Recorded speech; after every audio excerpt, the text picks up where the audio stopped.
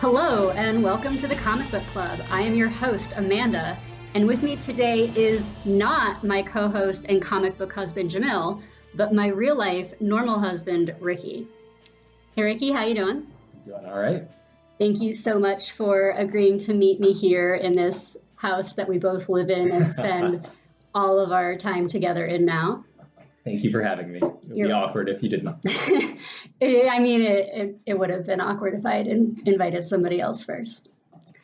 So before we get too far along, I do want to mention that Jamill is busy with mostly very good things in his personal life right now. He is not sick with coronavirus. He is not in jail for protesting his right to read comic books while Black. I do not want to see you all gossiping on Twitter about, oh, he finally tweeted at Trump one too many times and got dragged away by the Secret Service. Jamill is doing great.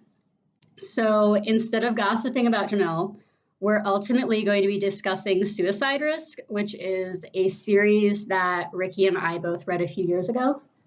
And then we are going to do a little bit of gossip about comic books because that's what we do. How exciting.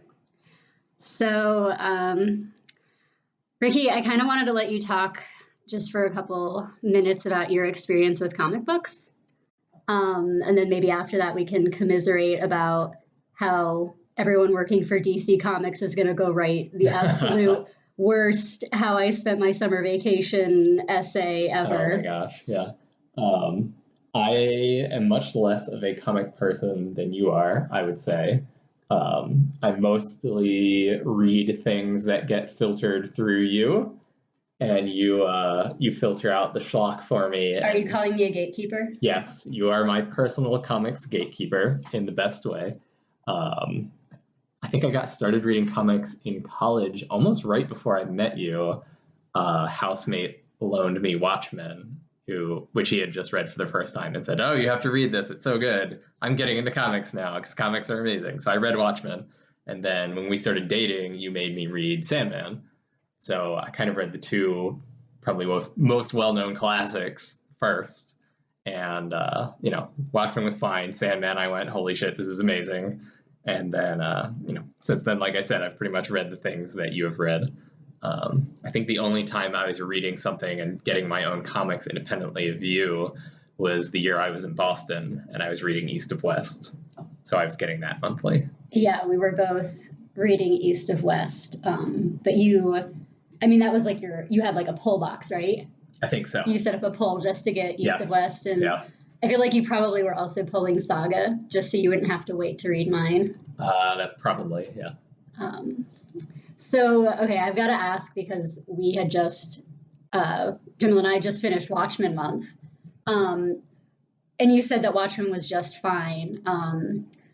One of my observations from reading Watchmen was that because it's so much about changing the story of what superheroes are supposed to be, I felt like it wasn't something that I would recommend to somebody as one of their first comic books. And I'm wondering if you feel like you might read it differently now, if you were to go back. Possibly. Okay. Do you have any desire to reread it? No. Okay. Not really. It was good once, but whatever. I know the story now. It's not like the art was amazing enough that I want to go back and look at all the art. Okay. It was just, it was fine. It was good, but not something that I'm going to reread over and over again for sure. I have to throw out there that your thoughts about the art are probably because I really err on the side of when I do buy comics, I get ones that are really kind of exceptionally pretty. And so I've maybe spoiled you on like hand-painted, elaborate, watercolor. But that is a big part of why I would read a comic book as opposed to just a novel, is that comic books come with art. So No, and that is fair. I want the art to be good. I would just say that in some ways that are kind of subtle, the art in Watchmen is like really, really impressive. But mostly through its function and not through its just aesthetics.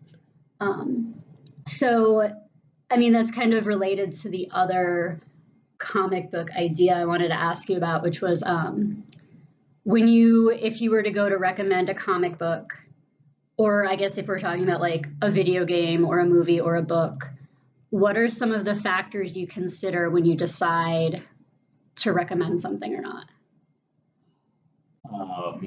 No right or wrong answers here. Yeah, I mean, just in general. This is so that everyone can discount your opinion later when you tell them whether or not you would read Suicide Risk. I see.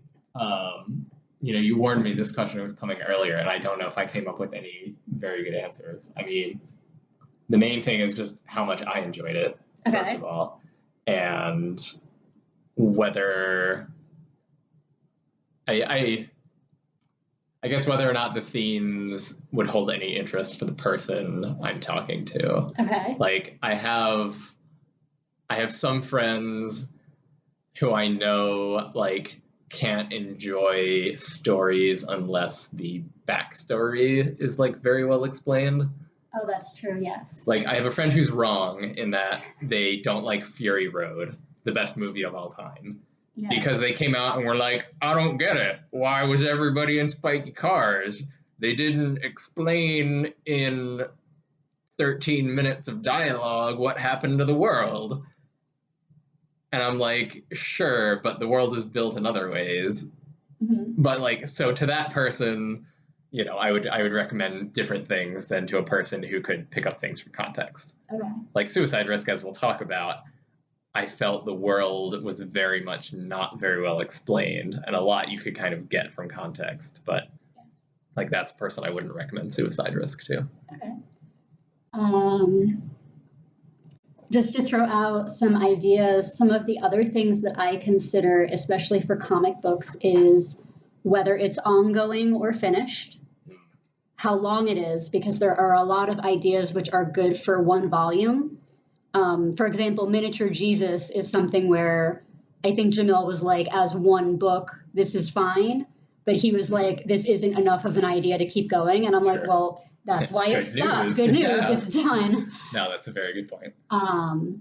I think that I also consider for comic books, and now I apply this to other genres as well, whether it's particularly suited to the media. Mm-hmm. So I remember that when we were first reading East of West together, the layouts were really, really well done, and that was something which made it unique as a comic book. Yes. Even though it absolutely felt kind of like we were watching an anime or something. Sure. The way it was done, it was like, this has to be a comic book. Yes. And there's a few other examples of things I've read where I said, this was absolutely really well done as a comic book. It couldn't have been something else. Yeah, I remember East of West blew my mind the first time. Is it Dragota? Yeah. Dragota used the shape of the panels to spell out a word rather than having a sound effect spelled out inside the panel. The blam. Yeah, the blam. Yeah. And I just was mind blown. I'm like, this is amazing. I mean, I've seen that specific panel done as a tattoo. Yeah. Like on Reddit, somebody got that done as a tattoo, and it's such a good, just an interesting way of doing that. Yeah, it's just such a creative use of the medium that I was impressed by. Okay. All right, so one question kind of as a segue. Mm-hmm. What are your impressions of DC Comics as a company? Just from like pop culture osmosis / having lived with someone who used to write for the Outhouse, which has DC done something stupid counter. Maybe this is controversial, but my impression of DC as a company is just that it's something I can completely ignore because everything they do kind of sucks. And I mean, okay, maybe that's not controversial, but like I've never, okay, so I can't completely ignore them because Vertigo was part of DC.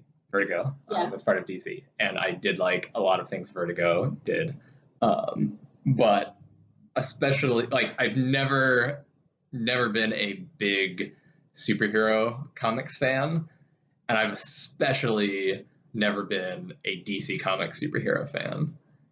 like I've never found Batman that interesting. I've never found Superman that interesting. So like to me, like that being the face of DC is to me the signal that I can just ignore DC as somebody who's not deep into comic books like you are. Yeah. Like I've always, trended much more towards the Image comics.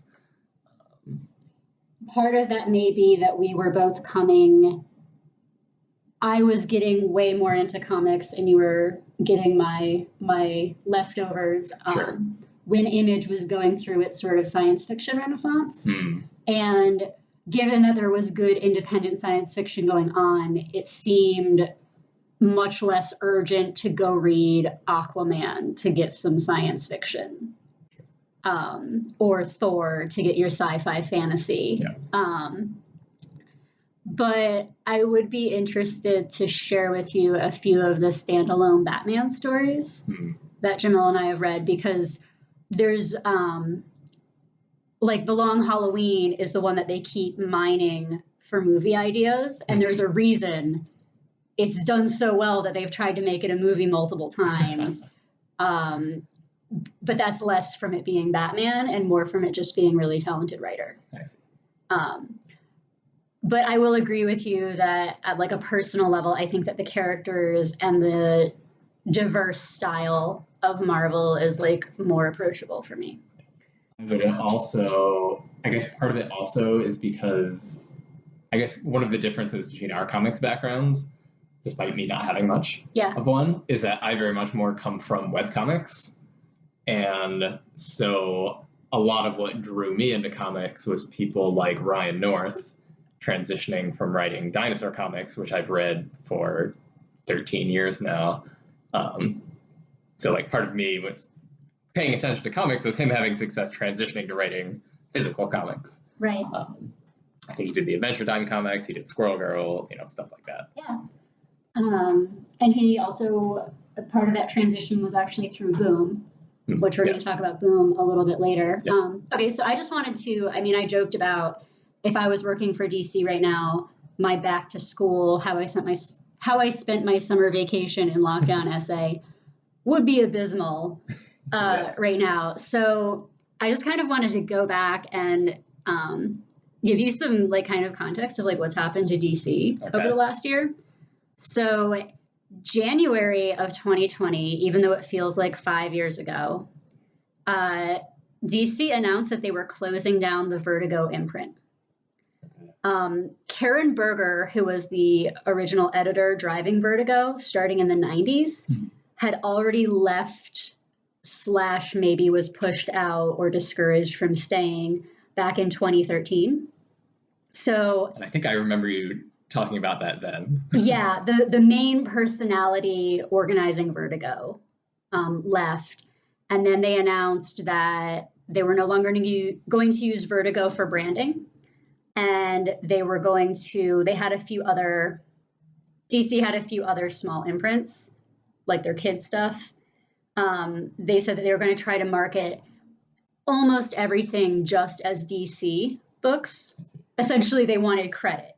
If they were going to be having award-winning books being written, they wanted to have the DC label on it. They wanted credit for all the things that Ricky was not going to be interested in because they said DC on them instead of Vertigo. Got it. Exactly. And so DC Black Label is like what became Vertigo. And that's where Sandman Universe ended up. So if you were to go... Hey, that thing I never finished despite having loved Sandman. Yeah. Had the wrong letters on the label. And, for example, I think that we were collecting physical copies of Transmetropolitan. I think that the second half of that series is going to not have Vertigo on the spine. It might say DC Black Label. Oh, if they won't match, we'll have to get more. We'll have to get new ones. We'll have to trade with somebody, yeah. As a note there, when I looked this up to remind myself of what was going on, they did say that pop-up imprints were going to stay. So like Gerard Way created Young Animal for pretty much just Umbrella Academy. So that's going to stay. And if Warren Ellis is allowed to keep writing comics, he can still do Wildstorm stuff. I see.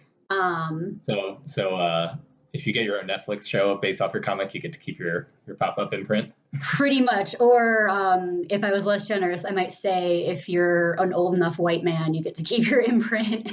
And if you're a woman or minority who can be pushed around, maybe you get stuck under Black Label. I see. I mean, that's not a very generous interpretation. It is also just if your name is big enough to sell comics alone, Sure. then you get to do what you want.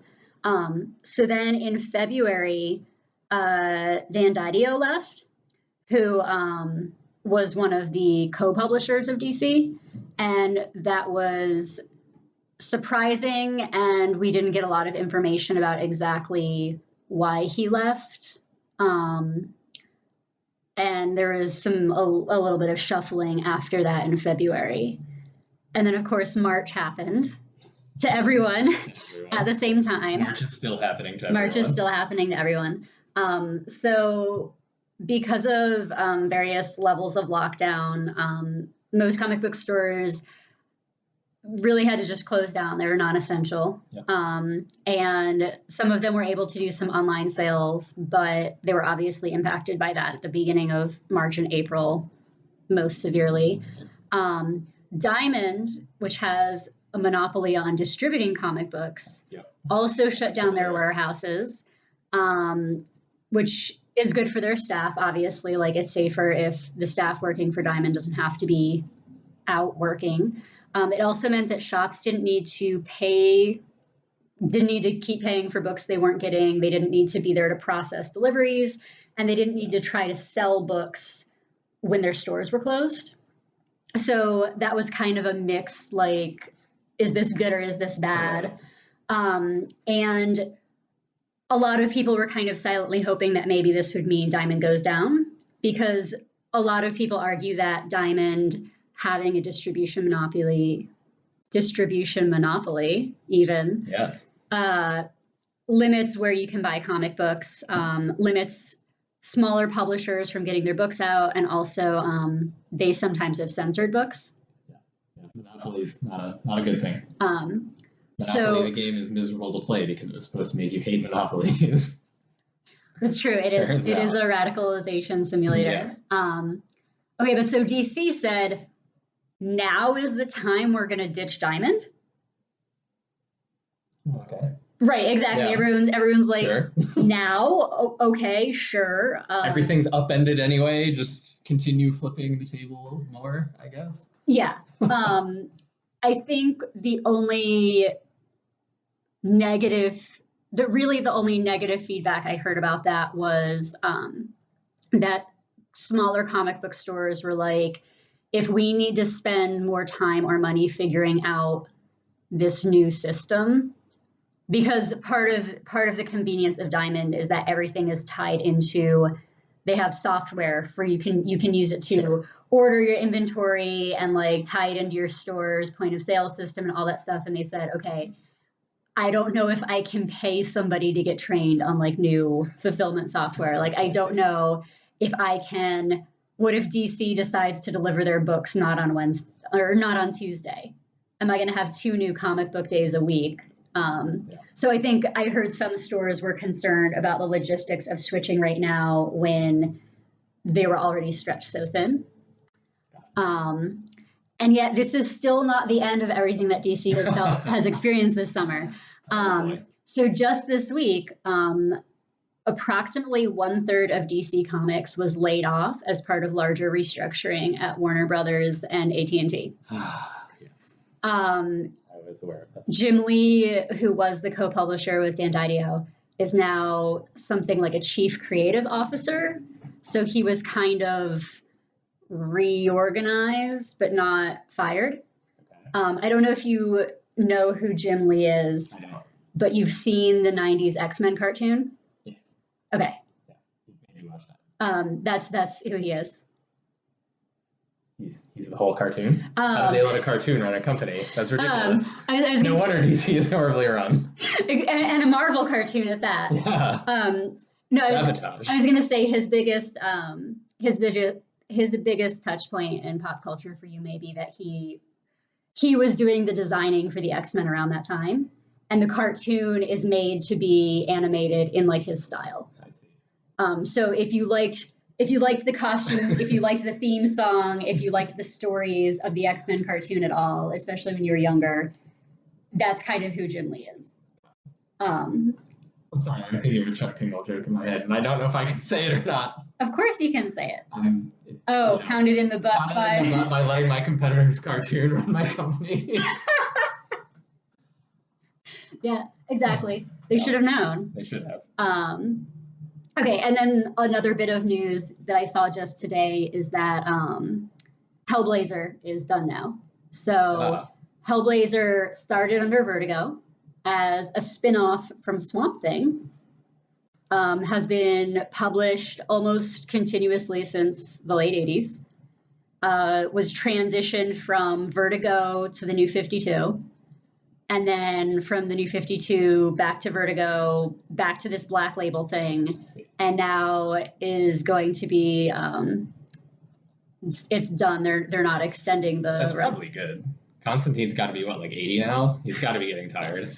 Give that guy a break. It's just an example of with everything that's going on, and especially probably because of the layoffs this week, it's a good sign that maybe DC is going to be winding down how many books they're writing.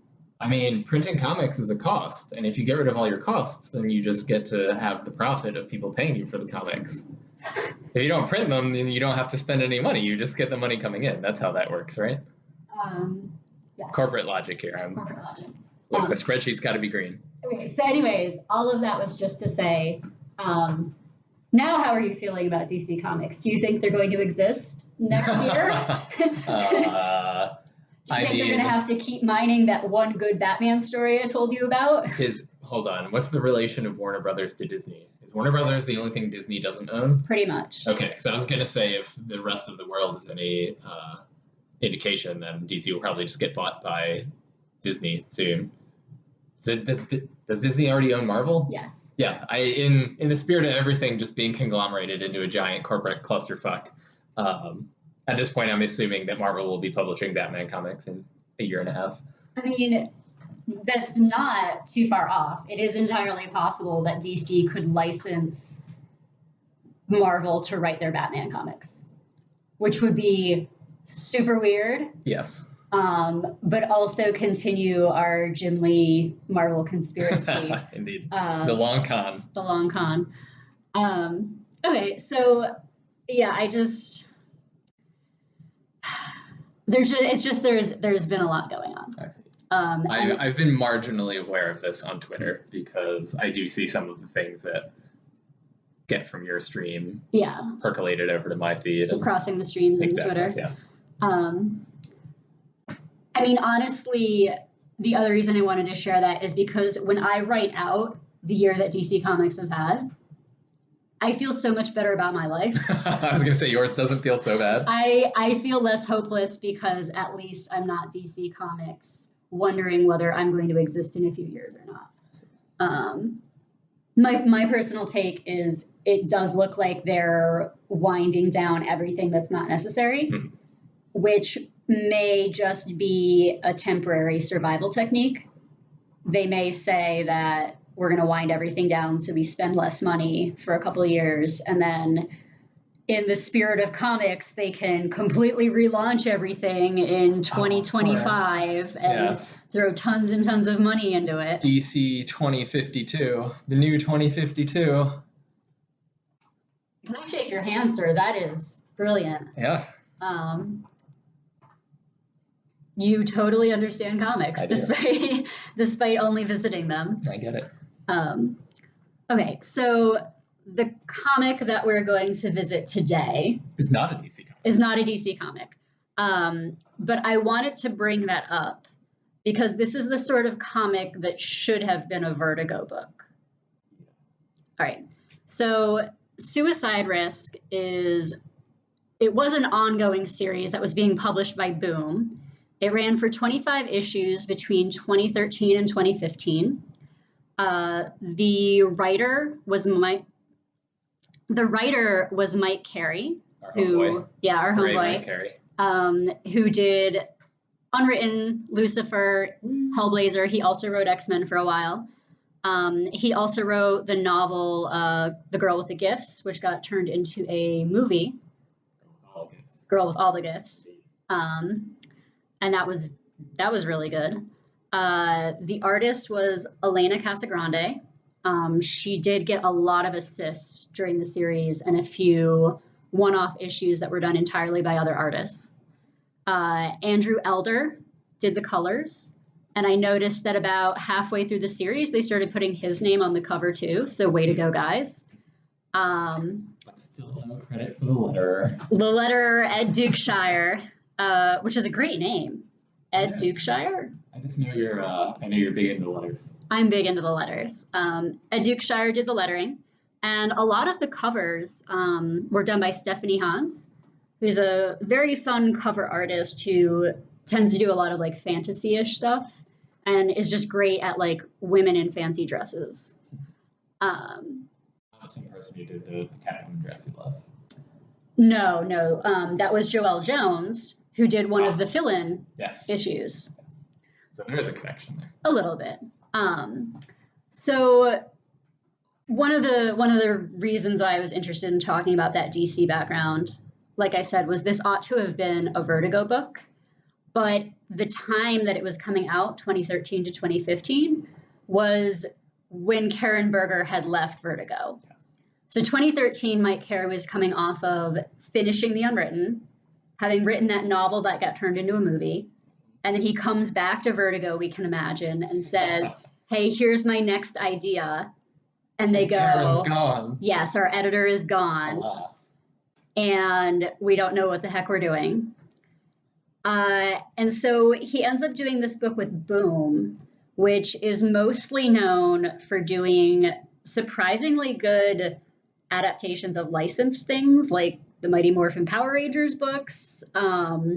They did a really awesome job with Philip K. Dick's Do Androids Dream of Electric Sheep. Oh. So I missed that one. They did a strict graphic novel adaptation of it, and then they let that creative team do a spin-off series afterwards. Oh, very so it ended up looking just like the book, and they had gotten used to that voice, and they just did some more stories that were set in the book version and not the movie version of that world. Got it. So this was a completely different style of book for them. And when you go to the Boom Wikipedia page, this is actually one of the few things they ever did that was nominated for an award of any kind. So props to Boom for trying, yes. But there were clearly some issues in the production of this book. I want to go ahead and share just the synopsis, and then we can start talking about like our opinions of the book rather than these facts or inferences. Before you get into the synopsis, I have a quick question as to how this is going to go. Are we just spoiler warning the entire conversation, or is there a point where we transition to talk about more spoilery things for later in the book? That is really important because I think one of the things that we like about this book is that it does have spoilers. Yeah. And that's maybe its most redeeming quality. To be fair, they come pretty early for the most part. Yeah. I think that we are just going to be spoilery deuterific here because... We can't really talk about the book without. Well, and also... If the book was actually what it presents itself to be originally, I would absolutely not tell anyone to read it. Indeed. All right, so synopsis. Leo Winters is a police officer in San Diego when people with superpowers suddenly start appearing all over the world, leading to a wave of destruction and carnage. He manages to track down a grifter couple who are in possession of a device that helps people, quote, unlock their superpowers for a sizable fee. Using the device on him, Winters soon finds that he has not only developed superpowers, but he has a suppressed identity. This extra identity is the extra-dimensional, extra-warlord Requiem, who's taken over his body. Leo/Requiem will soon be forced to play a part in a huge conflict across dimensional barriers, threatening to destroy not only himself and his family, but the entire world and possibly the entire universe. So there you go. The Wikipedia synopsis has the spoiler in it already. Is the spoiler that he has a suppressed identity? I think that there's a bigger spoiler, which is not a spoiler if you're a fan of Mike Carey. Which is that it's really about all of the women surrounding this character, not the man. Yes, the big spoiler is that Leo Winters is arguably not even the main character of the book. Yes, as anyone who has read Lucifer would know, the main character was not really Lucifer. It's really all of the powerful women surrounding him, because Mike Carey loves him a powerful woman or three. Yeah, or if you've read, we read a Hellblazer, Jamill and I read a Hellblazer that Mike Carey had written. And again, it was like Constantine gets into trouble, and at the last minute, a smoking hot demon shows up and is cleverer than everybody and saves the day at the last minute because she owes him a favor. And Constantine isn't really the one who gets himself out of that trap. And I would even say that unwritten, Tommy Taylor is the point of view character, but at many points it's other people's stories. Sure. Just Mike Carey has a talent for doing ensemble stories. Yes. I was going to say, I mean, that's just part of him being a good writer. Yes. Yes, that too. If more people were better, they probably would do similar things. So can we maybe talk a little bit about, do you remember when we picked this book up originally? Oh my gosh, not really. I mean, it must have been about 2013. Yeah. I think we were reading it as it came out. We were. When we had physical copies of this to reread. Yes. Did you notice anything special about the first issue? Did we have a limited edition We did. cover sort of deal? We picked this book up when we were at Baltimore Comic Con. I was going to say, did we get it at the Comic Con? Yep. We did, yes. So we have a special #1. And I believe we actually were at that comic book convention because Mike Carey did a lecture there as one of the panels. Yes. It was a very small room. It was Mike Carey and a couple other people. I remember he told a story about how he got to start writing as a child, like writing little stories on Post-it notes. Mm-hmm. And it was kind of the standard comic book panel of, a couple, I say this with all love, comic book nerds going, oh my gosh, how do you come up with comics? And he goes, I don't know, I think about stuff. And then I write it down. Like, it's not magic. It's not that hard, people. Like, there's no mystical process here. It's just creative people writing down stories. I remember I got to ask him a question in that panel. I remember that. I don't remember what you asked. I remember what I asked. At the time, he'd been writing Unwritten as well. And in that book, there was a lot of the physical places on Earth where stories took place was important. Mm-hmm. And I asked him if all of the places he included were places he had visited, or if he had to do research in order to determine the connections. Mm-hmm. And with a quick follow-up of if he'd been able to use that to con Vertigo into paying for any trips. Like if he called up the publisher and been like, so I really think it's important for this to happen in Paris and I need to do some research. I was about to go to Paris as my go-to. I was about to say, I need to get the ambiance right in the Paris scenes. I'll need to expense a trip for me. And his answer was essentially what you were just saying, which is it's not that hard to do research, and I'm just a smart, normal person. A smart person with Google image search who can find a cool building and But so we pretty much picked up that book. I don't even remember if we had to pay for that first issue. We might not have.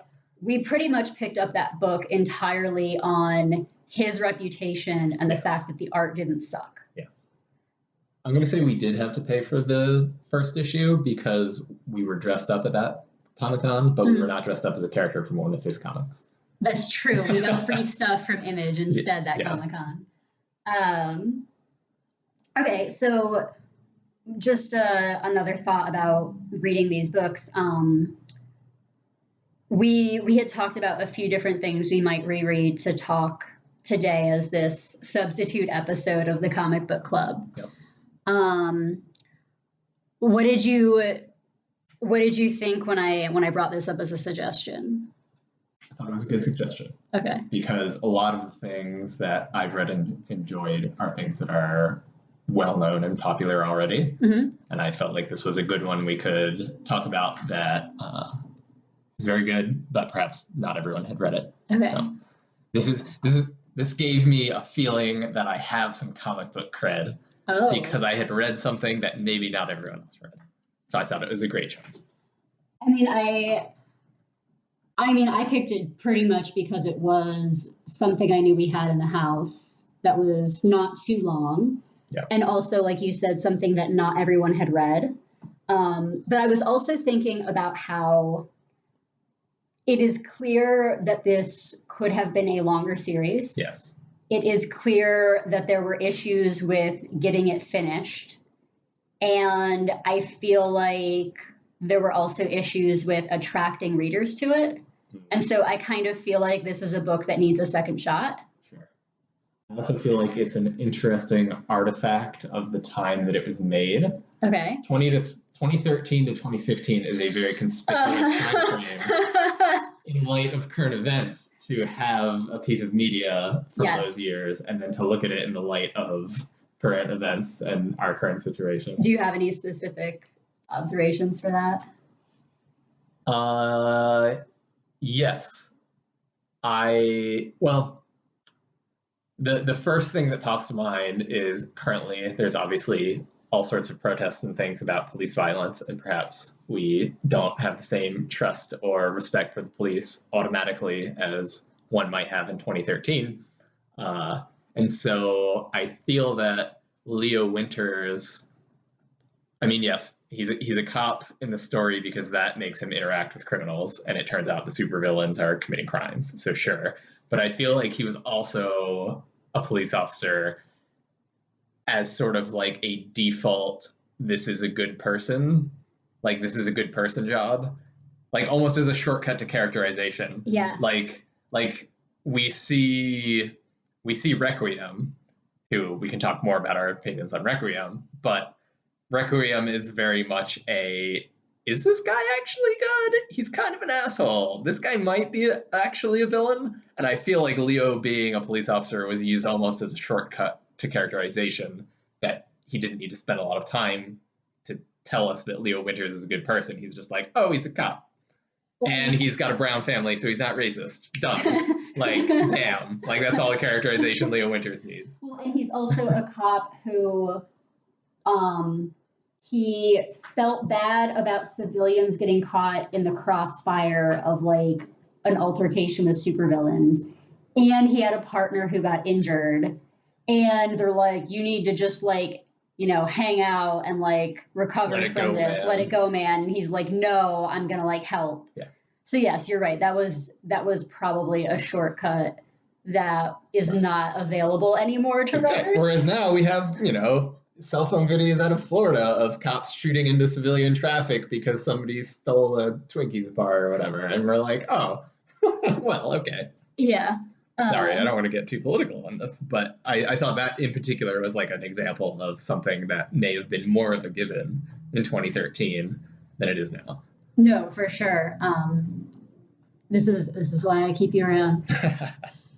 Okay, so let's talk about the Leo Requiem dynamic a little bit. Yes.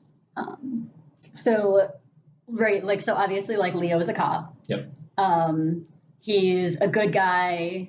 He's got a brown family. His wife is probably Indian, possibly Pakistani instead, but probably Indian. That region. I mean, it's not really significant to the plot. No. Her family's origin, but like you said, it's one of those. It's either a shortcut for characterization or also just a like, why not have characters from other countries in the book? Yeah.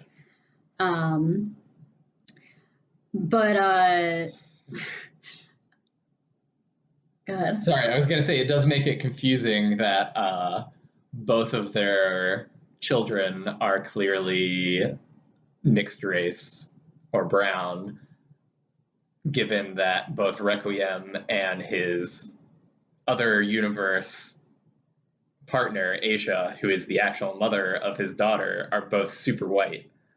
Yes. Well, but then it also makes it very interesting that when Tracy and Tirzah combine, she chooses to stay in essentially Tracy's body. Yes, however, so I feel like we should give a little bit of the backstory here as to why this is confusing. So essentially what is revealed fairly early on is that the reason all of these people are getting superpowers and then they're having these weird memories and things, the reason is that in another dimensional Earth, they have essentially decided to use our dimension as a prison. We're the Phantom Zone. Yeah, we're the Phantom Zone. So they're dumping all of their bad, superpowered people into our dimension and wiping their memories and writing them new memories. So this guy named Requiem and his daughter Tirzah have been dumped into this family, essentially, with their memories rewritten. And my impression is their actual physical bodies were teleported to this dimension. It's not like Tirzah got a new body as Tracy. Right. So it's very much a plot hole to me that, they dumped these two white people into our dimension and gave them an Indian mother, and the daughter magically turned brown. Well, especially because there is a point where, as the characters get their memories back, and this is something which makes it work as a comic book, is that many of the characters get sequences where they're in dialogue with themselves. And so they get to meet the fake version of themselves, which has been created, gets to meet the previous version of themselves. And so when Tracy meets Tirzah, sometimes Tirzah's actually drawn looking white. Which is like we were saying, it's a little bit weird because it seems like everyone else literally just kept their bodies. Yes. However, I mean, to be fair, a civilization that has the power to teleport people across dimensions could probably make, some edits to the bodies they're putting these people in. Right. And Tirzah herself has some sort of reality-altering power set. Yes. It's not exactly established what many of their power sets are. Indeed. Which is maybe another criticism. Just overpowered. Yes. She's like Scarlet Witch. She can tear holes in universes. She can talk telepathically to people if she wants. She can pretty much just wish objects into existence almost. It's very unclear what her limitations are.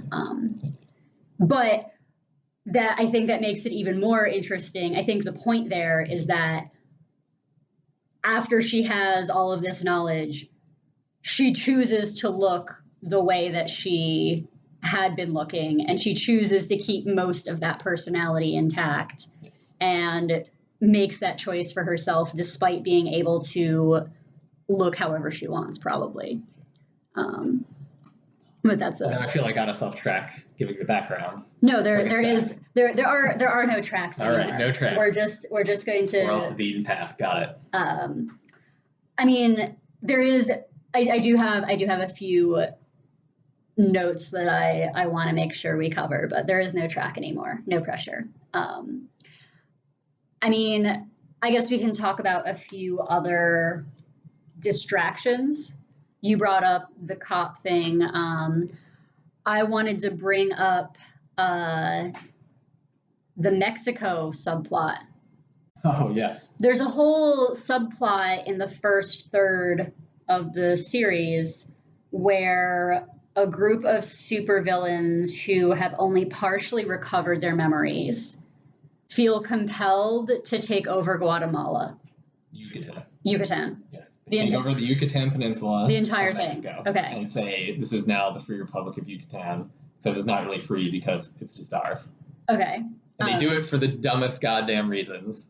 Yes. For the most shallow of reasons. Just like, we want to be able to make our own laws and print our own money. So we're going to take over a country. Now, Yes, I think that part of what's at play there is them partially remembering that they were revolutionaries in their past lives. Possible. I think that all that they can remember as they're starting to recover their memories is that they're supposed to be fighting against tyranny somewhere, and that they're just like so fucking And so stupid they become decide. tyrants. Yeah, exactly. But I mean, like, I thought that whole digression was so weird. It was, and I feel like that was a digression that would have made a lot more sense in terms of like a way to spend time in the series if the series had ended up being 10 or 15 issues longer. Yes. So I feel like that was something where it ended up feeling a little bit excessive or not useful to the plot, but that was partially because the book probably ended sooner than Mike Carey had planned. Yeah. Right. I just thought that was really weird. And I also thought it was weird because one of the conflicts that comes up is if you imagine if you're somebody who's been brainwashed and dumped into another family, this now means that Leo/Requiem has like his real wife and his fake wife. And you can imagine that neither of them are happy about that. They are not. Leo also hooked up with a chick down in Mexico. Oh, yeah. And so, first of all... Before Aisha, the original, not even wife, the original partner/lover from the other dimension even came into the picture, Requiem Leo was like, oh, of course I'm just going to boink this other hot super chick down here in Mexico. Right. So, while he's standing there telling both of his wives, calm down, I was brainwashed. Like, I totally love both of you. Yes. We're sitting here knowing that he the reader is aware of that. Had a one-night stand with a woman and then also killed her the next day. Yeah. And the implication seemed to be that the Requiem personality, I think, was more in control, at least, when he was doing this. Yeah. But that really did conflict a little bit with the later characterization we see of Aisha, which is that she finds out he's been with another woman and is ready to, like, destroy the entire planet. Yes. She's so pissed off. Yes. She's like, oh, you like this dimension's Earth ladies? I'll just destroy this solar system. Like, go fuck yourself. Yes. And so knowing that from later in the series, it's like, wow, man, you really decided to take this risk? Knowing that these people are all getting their memories back. Yeah, I think that the Mexico subplot was meant to come back in some other way, and that for reasons of storytelling economy that they couldn't address it. Yes. That was the biggest thing that I felt was a kind of hole. It's funny. I do want to put the disclaimer out that I did enjoy this series, but probably most of the things that I have to talk about are things that like bugged me about it or that I wish were done a little better. That's really normal. Let's talk about something that I really loved, which is just the concept of Diva Aisha and the goddess the two-faced goddess of mercy and rage. Yeah, the two-faced goddess of mercy and cruelty. So the idea is that in this alternate dimension Earth, there is a goddess with two aspects, and reconciling that duality is sort of the basis of one of the religions in that world. And it's clear that this god actually exists and gives people powers. Yes, this goddess actually exists. She gives people powers. She literally blesses them and makes them stronger. And among the culture who worship her most closely, twin girls were born, and the goddess chose to make these women her avatars. Yes. And so one of them is the avatar of the mercy aspect, and one is the avatar of the like cruelty / fuck everything up aspect. And there otherwise known as Requiem's wife. Yes, well, there is a little bit of like sometimes, for example, sometimes like a quick killing is actually mercy, and sometimes like being kind to someone is actually a form of cruelty. So there is kind of a little bit of ambiguity that gets played around with sometimes. But yes, there is sort of an explicit like, and the sisters sometimes switch. So when Requiem and Aisha had their daughter, Aisha became the goddess of mercy, which is sort of like a motherly aspect maybe, and her sister became jealous of the relationship and manifested as the goddess of cruelty instead. I thought honestly that was one of my favorite parts of the entire series, was that backstory of the two sisters, and the fact that Aisha's love for Requiem like made the other one jealous, because that was the first thing that as twins they couldn't share. Yeah. And so she got, real pissed. And this is also another layer here, is that, because the goddess herself is an agent, like the goddess wanted Requiem to become her avatar. For some reason. I mean, it's implied that she can give powers, but she also can amplify other people's powers. And so that gets into something I did want more detail on, and this was what I was kind of referring to. One of the things I was referring to when I said I wouldn't recommend this to somebody who likes, the well-built and explicit backstory, is you never really, other than the two sisters, who it seems didn't have superpowers independently of the goddess. All of their powers came from the goddess, like working through them and them having her blessing. It's never really explained where anyone else's superpowers come from. Like, they live in this high technology society, and everyone is, even to the point where everyone we see with superpowers are the people who are rebelling against that society's government. We never see, okay, with one exception. We see one exception of somebody who has superpowers who is on the side of the government. And so it's very unclear as to where their powers came from. Like, have people in this society always had superpowers and they've been some underclass who's been repressed or something? It's very not fleshed out. And that was one thing I was very curious about, that I was disappointed we didn't see. It is very interesting. I kind of had a hypothesis for that, just partially, which is, and I think this connects with what I was about to say about Requiem and the goddess, which is that Requiem's power is understood by him to be a control of natural laws. So, for example, he flies by changing the gravitational constant. And at some point, he kills somebody by changing the strength of the strong nuclear force. Yeah. And it's even the title of the series is called Suicide Risk, because before he has real conscious control of these powers, the notion is that every time he tries to use them, he's probably going to end up killing himself. Yeah. Well, and part of that is actually something that I really liked as well, and is a fun conceit. Part of that was that it's implied that perhaps those fundamental constants and forces are slightly different in our dimension as opposed to their dimension. So his powers are very tuned in to his home dimension's, the structure of reality there. And he comes over to our dimension and everything's slightly different, and he keeps accidentally blowing things up. Yes. Because he doesn't know how to control everything as precisely. Yes. So I argue that the goddess would find that a really appealing power set to play around with even more, because he's nearly a god. Sure. If you can just... And his daughter essentially is. Yes, and his daughter essentially is. So I think it's natural that the goddess would be interested in that level of power, and also just in this sort of idea of like consequences. But this also leads me into my interest in their government in this other world, which we see they're very scientific.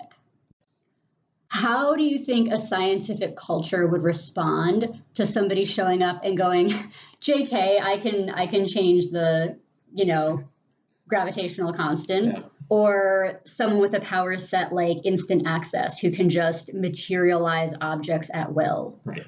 totally violating conservation of energy. Yeah. So I think that these people may have been seen in their home dimension as sort of like insults to science, as sort of like abhorrent. Yes, in a rational society, these reality-breaking powers are offensive to your sense of rightness. And we also see very little in that world which is creative or expressive. Mm.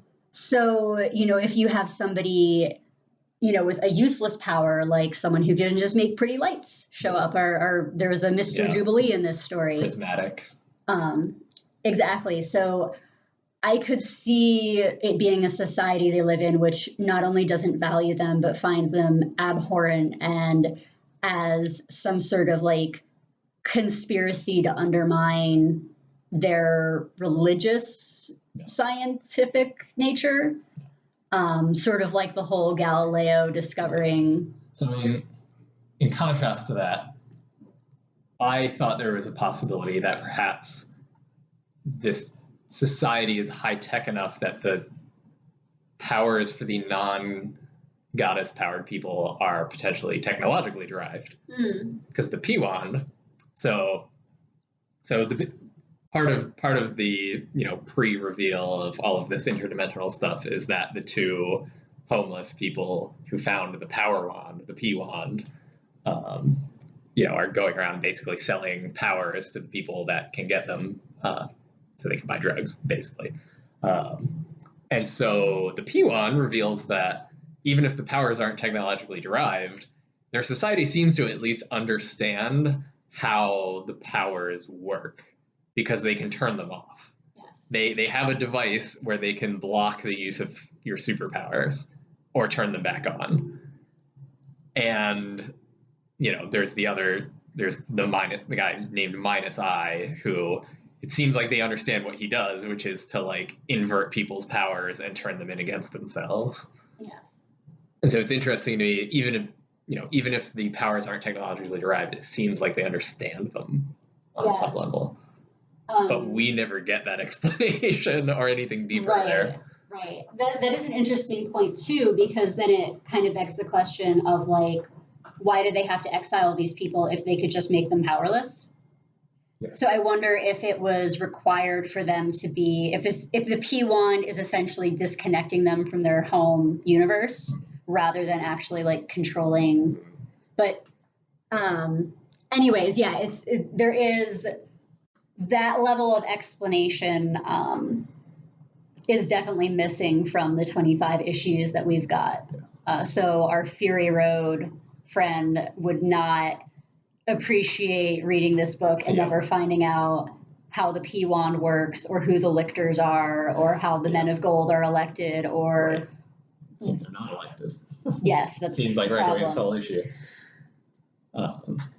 That speaking of the Men of Gold, that leads in a little bit. So one of the hallmarks to me of really good science fiction storytelling is laying down a set of rules that's different than ours and then following those to their conclusion consistently. Yes. So it really bothers me when there's settings that seem to just change the rules whenever it's convenient for the story.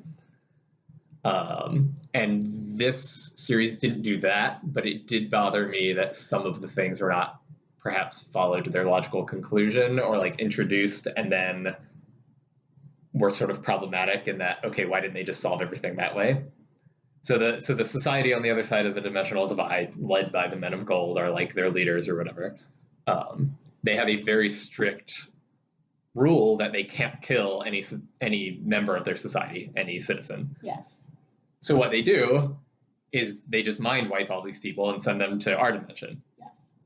But on some philosophical level, if you erase somebody's personality, that's the same as killing them. Like any philosophically sophisticated society, I would think, would certainly consider that mind death is the same as death.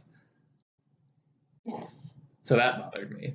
And then it's also revealed. I mean, they did technically save their memories. Yeah, in, so they like computer. scanned their memory, saved them on a floppy disk, and then wrote them new ones. Yeah. Whatever. What I'm saying is their rationale is bullshit. Yes.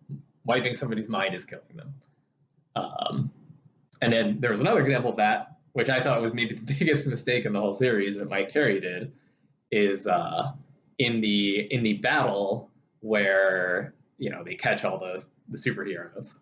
The Battle of Alterstone, yes. So essentially one of the superheroes like betrays them, whatever. So they find their camp, they like go and kill, they get all the superheroes. They kill a bunch of them, they capture them, etc. It's revealed that as part of this battle, they sent like a strike force back in time to seed the ground under that location with explosives. So basically they went back a million years in time and made all the rocks under that location explosive so that in this battle they could just blow up the valley. So introducing time travel is just the biggest mistake you can make if you're not going to deal with the implications. Because in that case, why didn't they just use time travel to solve other problems? Why didn't they just go back in time and, if mind wiping people doesn't count as murder, making sure that Requiem's parents don't meet each other probably doesn't count as murder either. And in addition to that, if they went back in time and seeded explosives under this location that they could have blown up at any time, why did they send an army to attack them? Why didn't they just blow up the valley like they planned?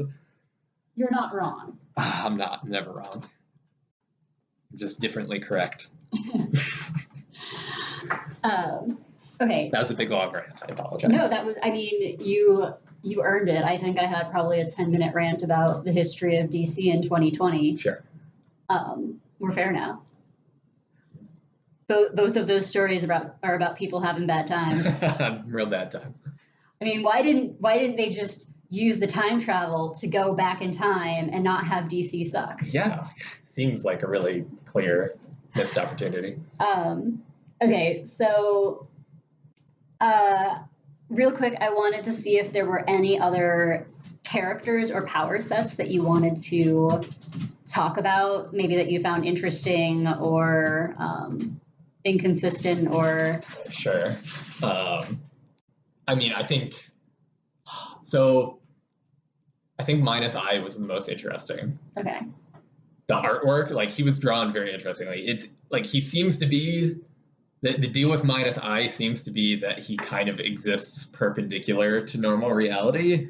Like he got stuck in some extra dimension, and mathematically I is the imaginary number. It's the square root of -1. It doesn't really exist like in our universe. So that's kind of his concept. It's imaginary. Exactly. But exactly as you said, it's sort of considered perpendicular to the real plane. Exactly.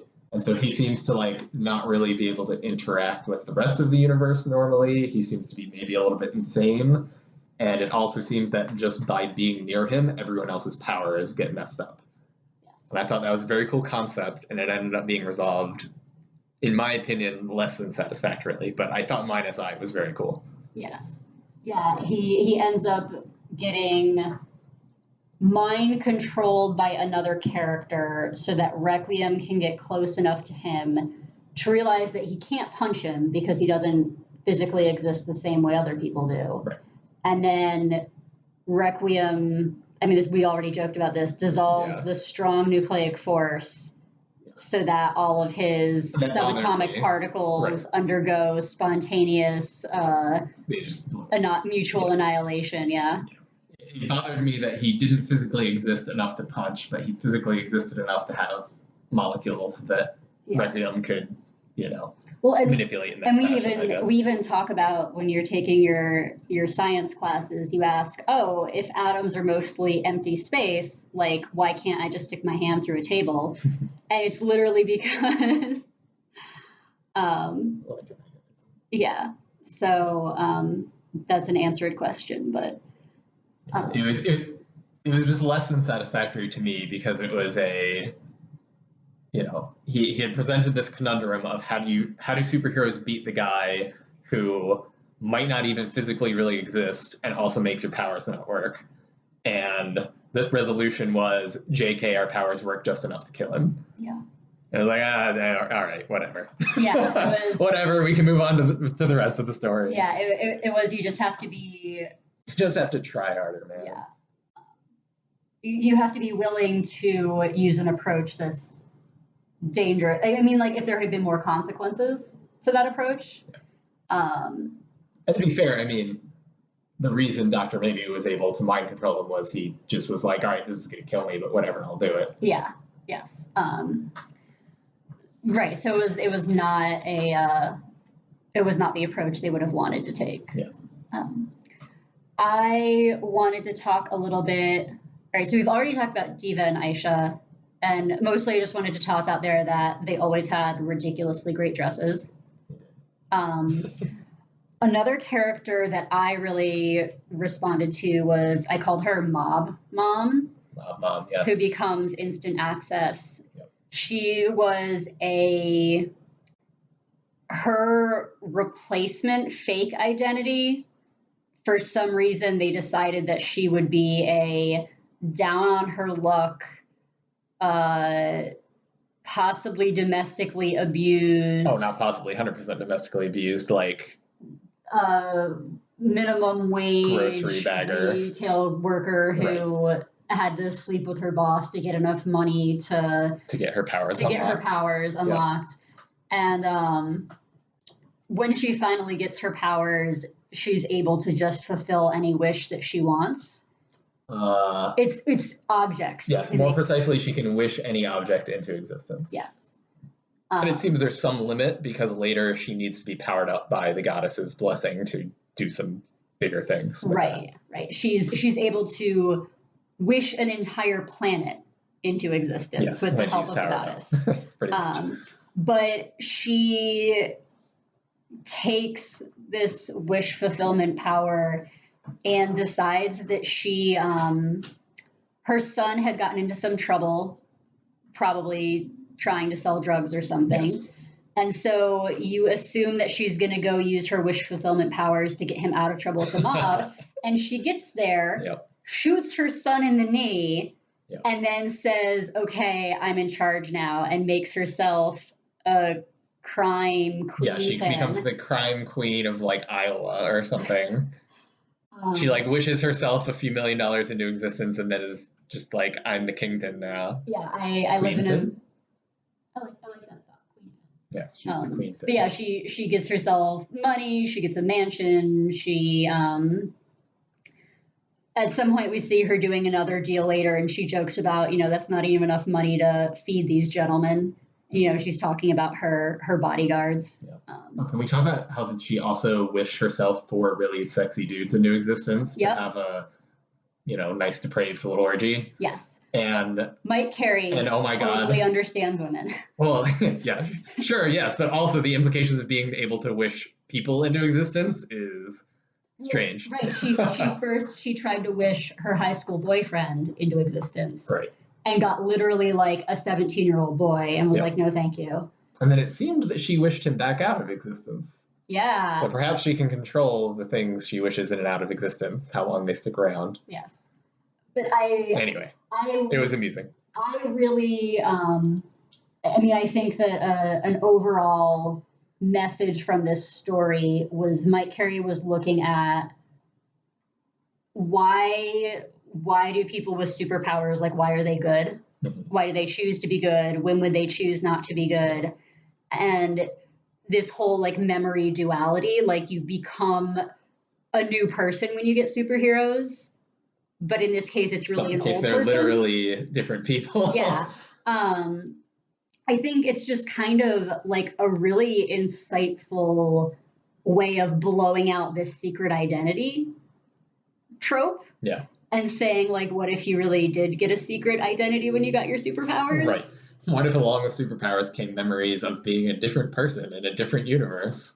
And then to combine that with the idea that in this universe, everything is two-faced. You have your two-faced goddess, you have your two-faced people, you have your two wives, you have your so I mean, like, I think your daughter is two people. Well, I guess everyone's two people. Yeah, everyone's two people. She decides to stay two people, I guess.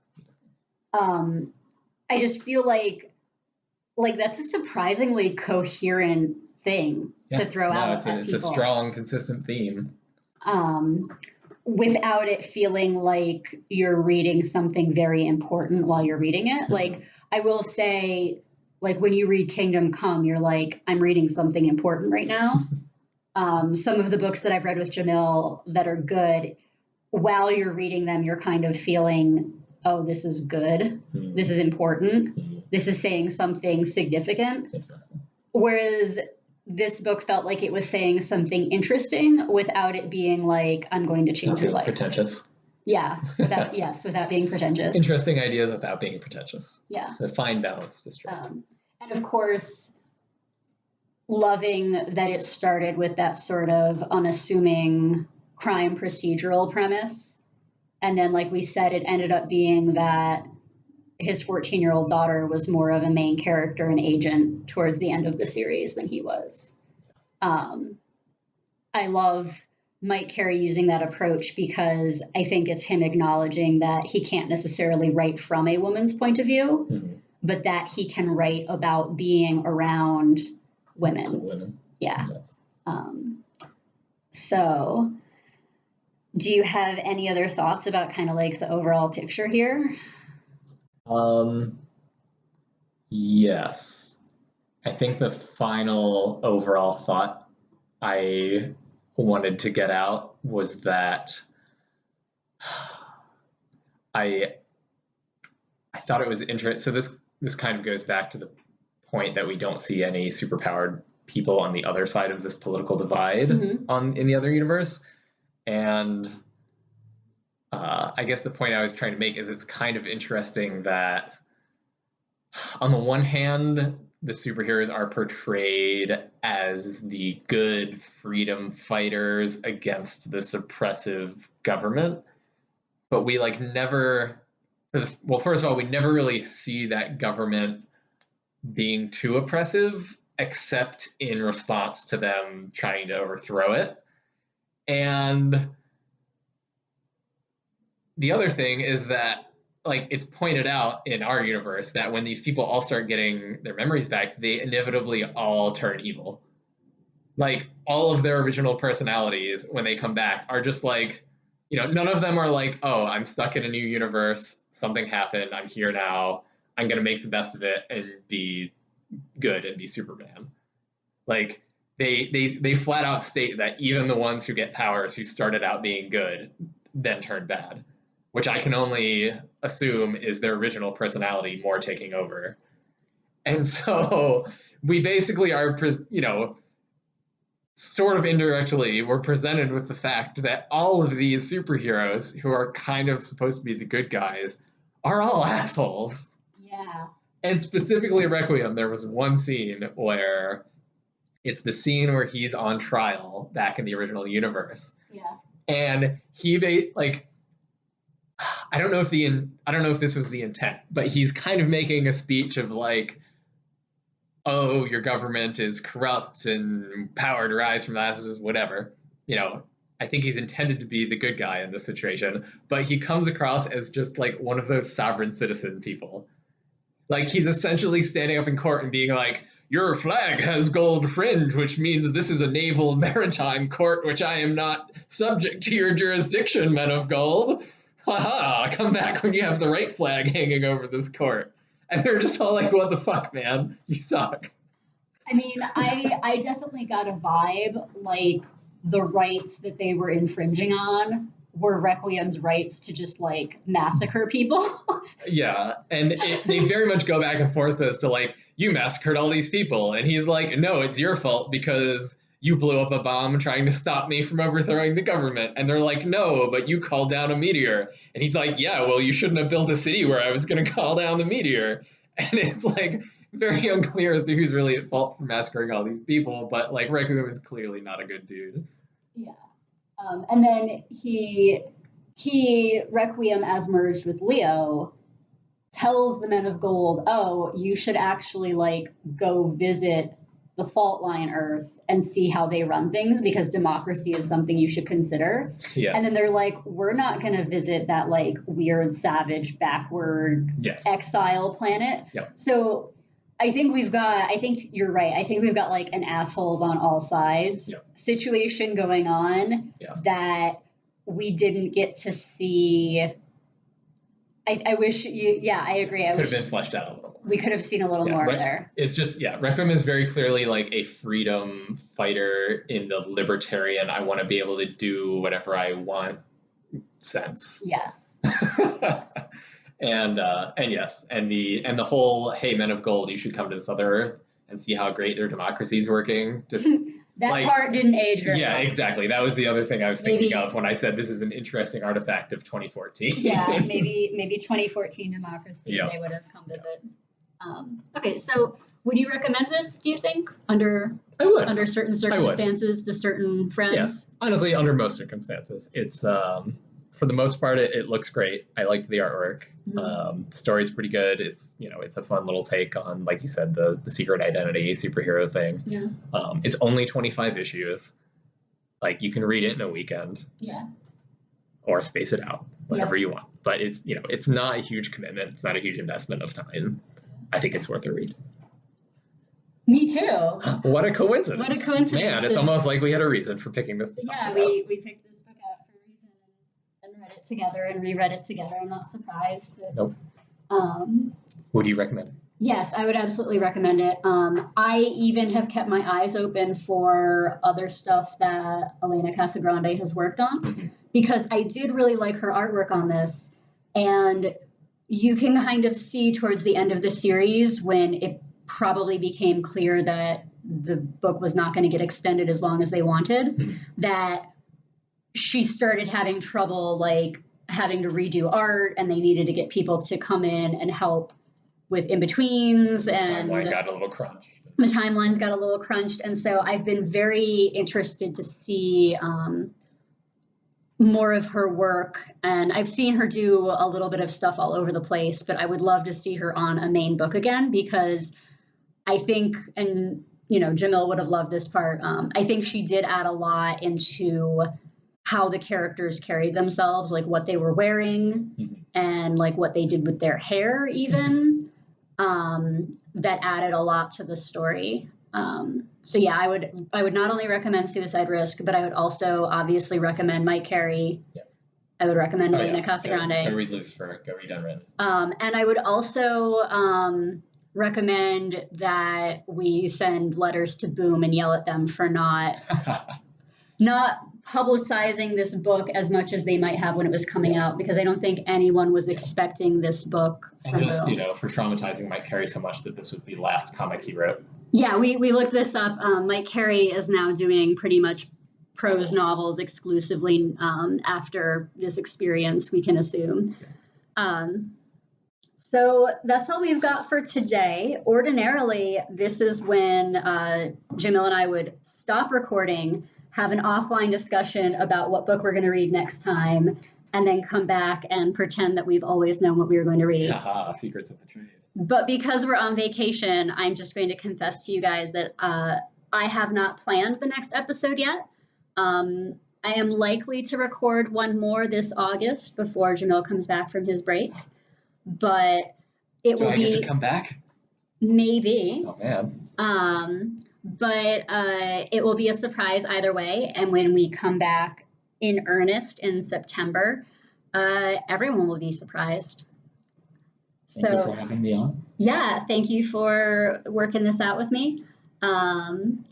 Real quick, if you have any comments about Suicide Risk, if you want to get in touch with me or Jamill or I guess Ricky, you can get in touch with Comic Book Club on Twitter. We're Comic Book Club 52.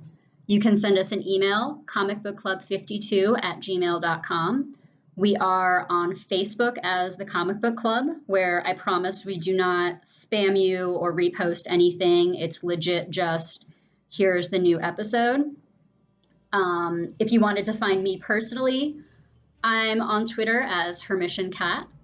I think you're on Twitter if anybody wants to @ you for your hot takes. Me. No one can come yell at you for... If my takes were so good that you need to tell me, you can tell me. Okay. Yes, all of Don't your come find me. all of your responses to Ricky's DC hot takes can be filtered through me. So thank you again for joining us. I am Amanda, and I was joined by Ricky. Your husband. My husband. Real husband, not Real comic husband, not comic book husband. All right, thanks again.